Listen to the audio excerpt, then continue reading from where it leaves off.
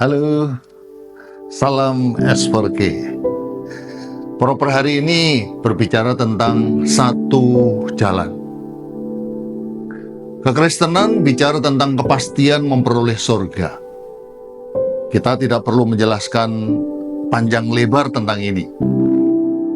Yang jadi persoalan adalah ada ayat yang menjelaskan bahwa ternyata tidak semua orang yang mengaku Kristen itu masuk surga. Ayat tersebut ada dalam Matius 7 ayat 21-23. Begini bunyi firman Tuhan.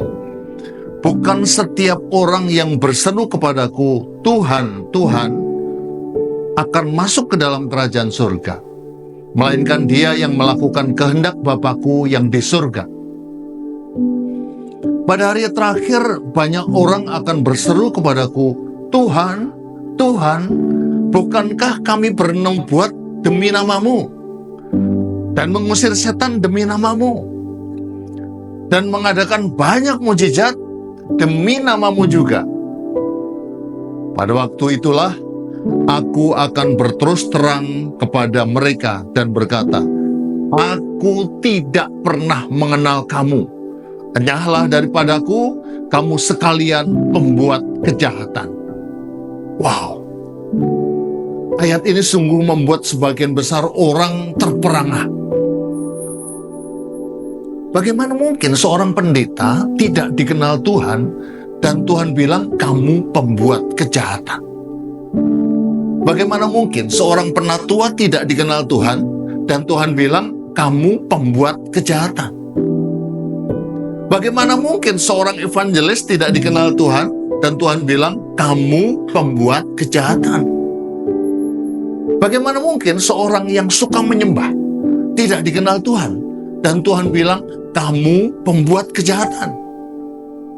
Bagaimana mungkin seorang aktivis gereja tidak dikenal Tuhan dan Tuhan bilang kamu pembuat kejahatan? Dan pastinya tidak masuk surga. Kalau kita perhatikan ayat di atas, ternyata status kependetaanmu tidak membuatmu masuk surga. Status kepenetuaanmu tidak membuatmu masuk surga.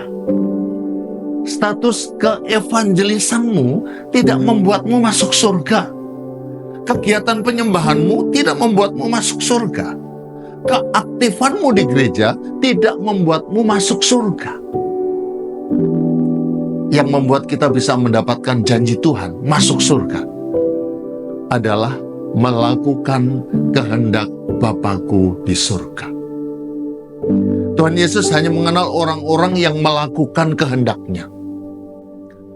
Kedudukan, status, kekayaan, popularitas tidaklah masuk dalam kriteria dikenal Tuhan Yesus. Jadi siapapun kita, kalau mau dikenal Tuhan, harus melakukan kehendak Bapa di surga. Sebab kehendak Bapa itulah yang menuntun kita melewati jalan menuju masuk ke surga.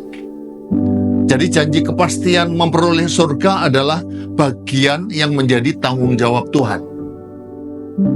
Sebagai buktinya dalam Yohanes 14 ayat 2 Tuhan berkata, di rumah Bapa-Ku banyak tempat tinggal.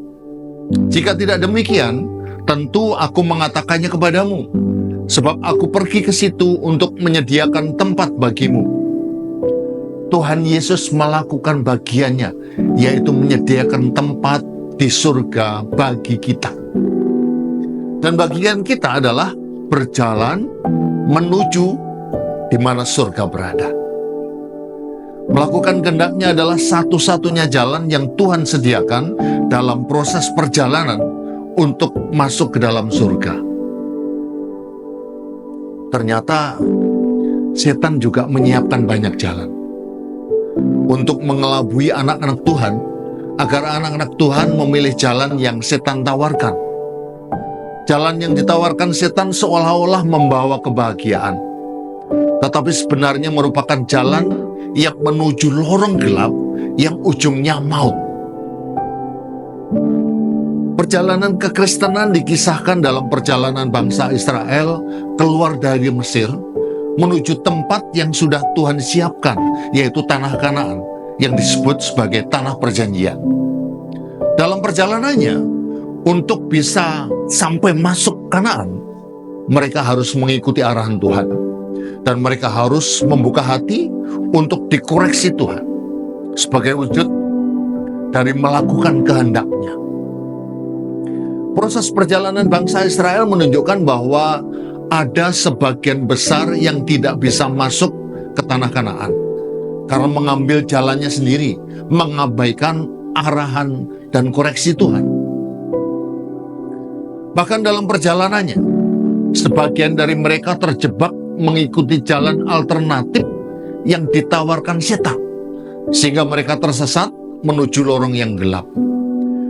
Mereka yang masuk jeratan setan adalah mereka yang menginginkan yang jahat, sehingga mereka tewas di padang gurun.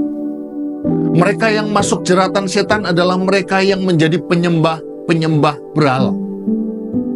Mereka yang masuk jeratan setan adalah mereka yang melakukan percabulan, sehingga suatu hari telah tewas 23.000 orang. Mereka yang masuk jeratan setan adalah mereka yang mencobai Tuhan, sehingga mati dipagut ular. Mereka yang masuk jeratan setan adalah mereka yang bersungut-sungut, sehingga mereka dibinasakan oleh malaikat maut. Tuhan telah siapkan tanah Kanaan untuk semua bangsa Israel. Tetapi tidak semua bangsa Israel bisa masuk tanah Kanaan, karena mereka tidak melakukan bagiannya, yaitu melakukan kehendak Tuhan. Kehendak Tuhan adalah arahan dan koreksi yang setiap saat diteriakkan Tuhan.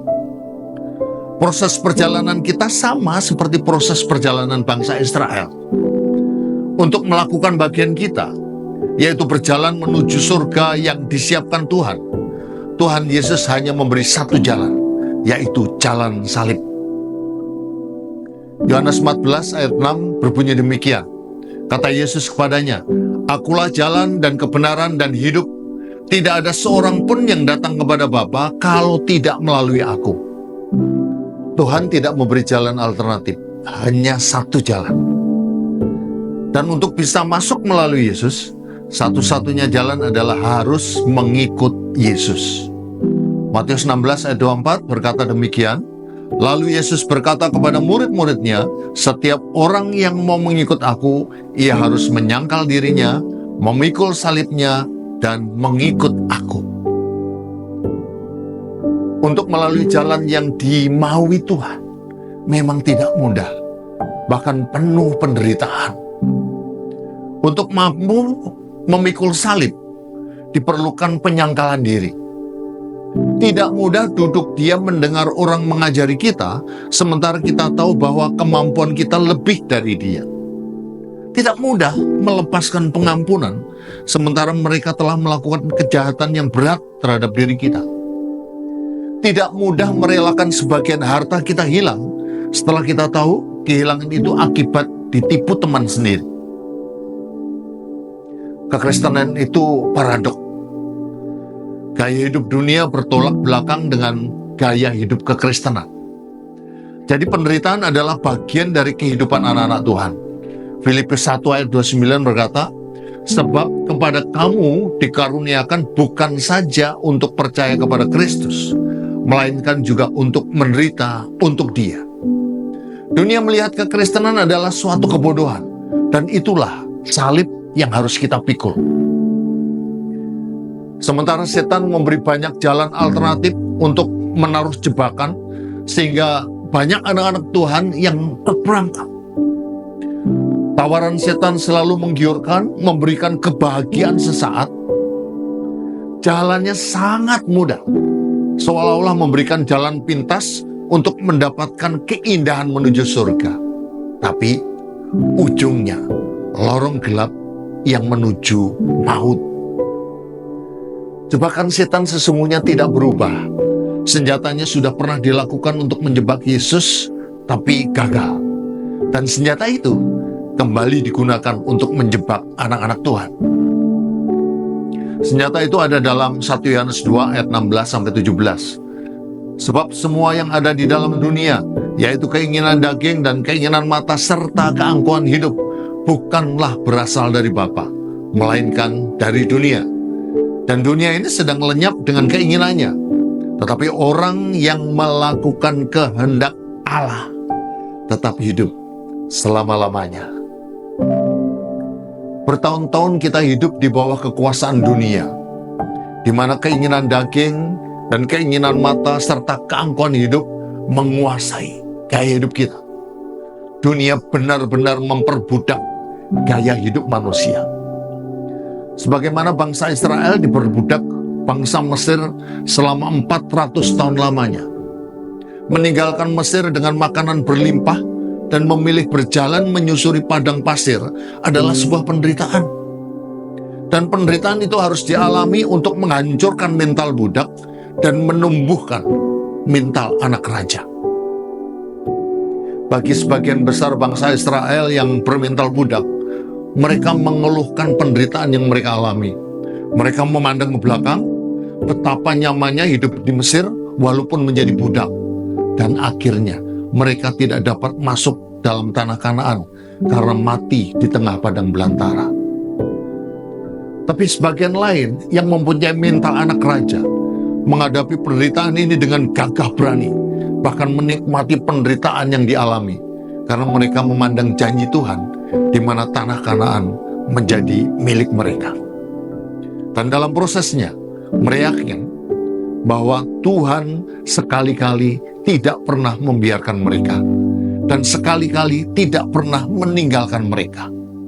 Dan terbukti, mereka mendapatkan apa yang dijanjikan Tuhan untuk mereka miliki. Sebagaimana seorang atlet binaraga, untuk menjadi atlet binaraga yang sukses, dia harus rela merasakan penderitaan dari waktu ke waktu. Penderitaan yang dialami bukan lagi sebuah penderitaan, karena harus dengan cara itu dia akan mendapatkan bentuk tubuh yang ideal sebagai atlet binaraga. Dia harus terus menikmati prosesnya hingga benar-benar mencapai tubuh yang diinginkan sampai menjadi juara.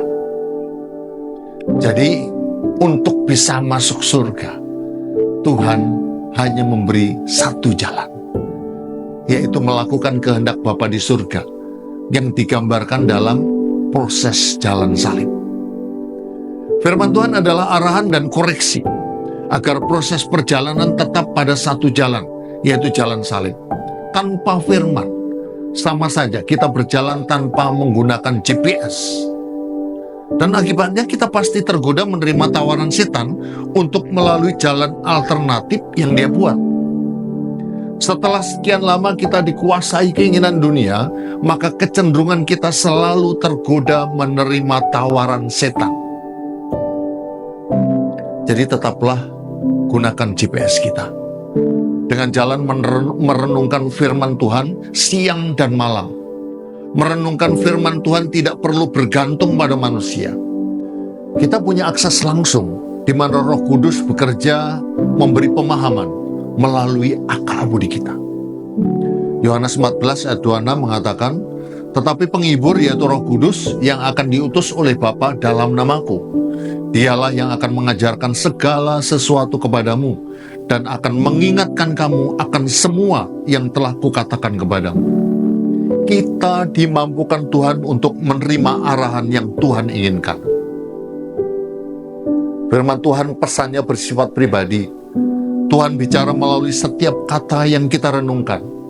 Dan firman-Nya menunjukkan di mana saat ini kita berpijak.